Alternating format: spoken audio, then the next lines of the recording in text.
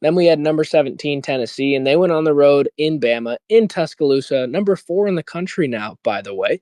And they had some key mistakes going, with that pick six was terrible towards the end of the first half, and you can kind of see that reflected in the score. I ended up getting this score prediction pretty close. I guessed Alabama 30-20. They ended up winning 37-20. So I under exaggerated their points a little bit. But if you take that pick six, that's about what the difference was. So Alabama really dominated this in all facets. And we talked about Tennessee. It's like, well, everybody puts up points against Tennessee. So Alabama's not going to have any issues in that department. It's just going to be, can they keep up on the road at Bama? And I was like, I don't think they can. And they really didn't, Jack. Yeah, third Saturday in October Right. was pretty good. It was way closer leading up to that Mm-hmm. pick six, like you mentioned. That was really the turning point. Really put this Yeah. game away. They had a touchdown early in the second half, like Mm-hmm. one of their first Right. drives, but it was still two scores, and that's just something you Mm-hmm. cannot do because you got to come away with points there. And the fact that pick six really just sucked all the momentum out of that team. That was really just, I mean, you're on the 1 yard line, and they used the timeout earlier, which was, well, the play call was a little weird going down there because this team has been well coached this year. I think that this is still a great team.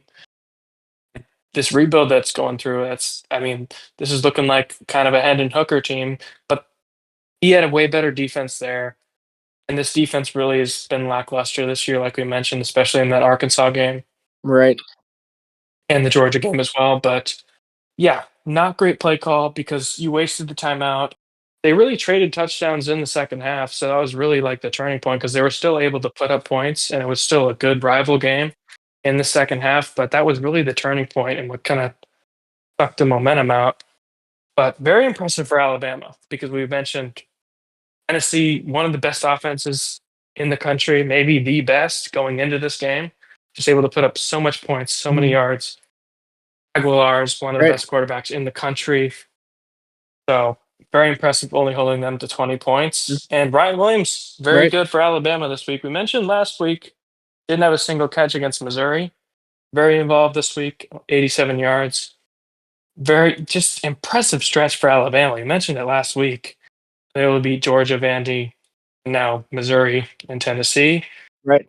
But that Florida State loss just looks weirder and weirder week to week. Like it just makes zero sense, and it's just such an anomaly there.